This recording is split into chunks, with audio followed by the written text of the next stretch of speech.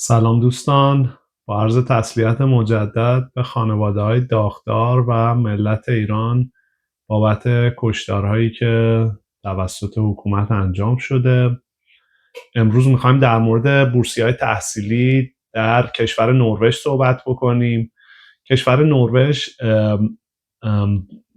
معروف به تحصیل ارزون و تحصیل رایگان، اما برای کشورهای غیر اروپایی این قضیه متفاوته، چون هیچ بورسیه دولتی کشور نروژ نداره و به خاطر همین باید روی بورسیه‌های مشخص و محدودی که کشور نروژ داره تمرکز کرد و اونا رو تارگت کرد. من دکتر پوریا درنی همدانی هستم، استاد دانشگاه در هلند و خودم با بورسیه تحصیلی برای ادامه تحصیل اومدم اروپا و توی این ویدیو در مورد بورسیه‌های تحصیلی کشور نروژ صحبت میکنم. اولین بورسیه تحصیلی که امروز میخوام در موردش صحبت کنیم مربوط به بیای نروژیان بیزنس اسکول، یه بیزنس اسکول خیلی معروف و مطرح توی نروژ و توی اروپا که برای دوره‌های مستر اسکالرشیپ‌های جالبی داره. دو مدل اسکالرشیپ داره، بیای پرزیدنشیال اسکالرشیپ و بیای مستر آف ساینس اینترنشنال اسکالرشیپ. هر دوی این اسکالرشیپ ها جذابن و هر دو خیلی رقابتی هن و بر اساس کیفیت اپلیکیشن تصمیم گیری میشن. به اصطلاح میگم مریت بیست، یعنی بر اساس شایستگی که شما دارید به شما این اسکالرشیپ تعلق میگیره. فاکتورهایی که اهمیت داره اینه که رزومه خیلی خوبی رو و خیلی کاملی رو سابمیت بکنید و کاملا مرتبط باشه به اون دوره‌ای که اپلای دارید میکنید و یه موتیویشن لتر خوب هم بنویسید که البته خب با استفاده از هوش مصنوعی نوشتن موتیویشن لتر یا پولیش کردن موتیویشن لتر خیلی پیچیده نیستش. زمانی که من اپلای میکردم 16-17 سال پیش خب این ابزارا نبود و نوشتن موتیویشن لتر خودش کار مشکلی بود. پس بیای نروژیان بیزنس اسکول اسکالرشیپ، بورسیه‌هایی که این دانشگاه برای دوره مستر داره جذابه و حتما در نظر بگیرید. لینک به این اسکالرشیپ رو هم توی این توضیحات ویدیو حتما میذارم. دومین اسکالرشیپی که میخوام در موردش صحبت کنم اسکالرشیپ اروپایی اراسموس موندوسه که دانشگاه‌های نروژ هم توش در واقع پارتنر هستن.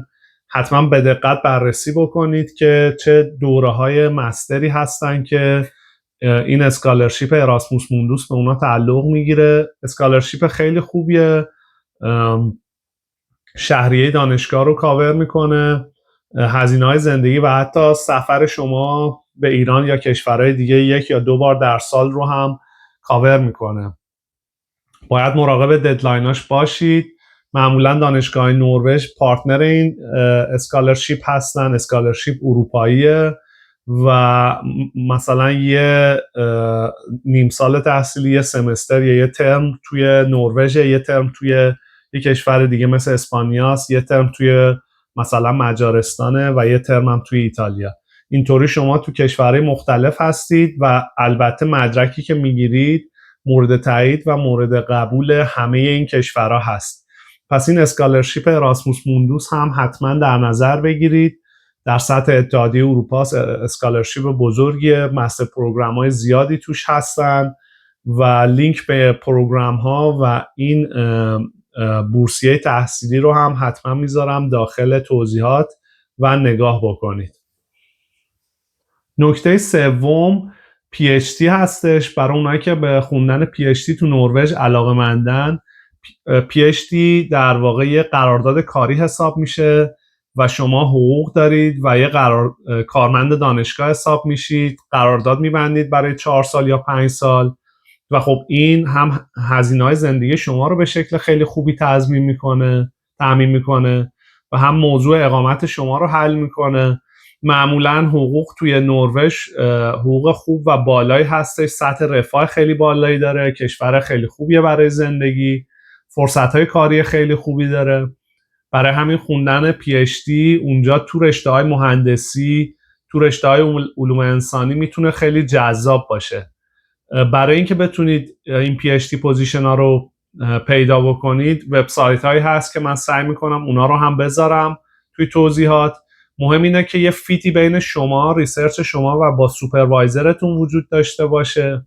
یه ریسرچ پروپوزال خیلی خوب معمولا لازم دارن، شما باید بنویسید که دوباره اینم با AI میتونید حتما استفاده بکنید و پروپوزال خودتون رو کامل بکنید و باید پوزیشنی باز شده باشه که شما برای اون پوزیشن مشخص اپلای بکنید و به خاطر همین حتما پوزیشن ها رو به دقت بررسی بکنید و فیتی که بین این پوزیشن ها و بک‌گراند خودتون هستش رو نگاه بکنید.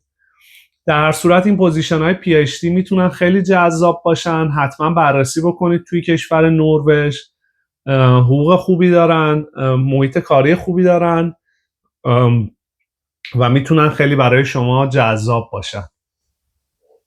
در نهایت اگر بخوایم این ویدیو رو جمع‌بندی بکنیم، کشور نروژ اسکولارشیپ های محدودی داره، یعنی شما هیچ پابلیک اسکالرشیپ یا چیزی که دولت نروژ بده ما پیدا نکردیم و فکر می‌کنم وجود نداره، در حالی که توی هلند، توی آلمان، توی فرانسه، توی کشورهای دیگه مثل انگلیس شما خود دولت اون کشور یه سری اسکالرشیپ های بزرگی رو داره برای جذب کردن تالنت از خارج اتحادیه اروپا.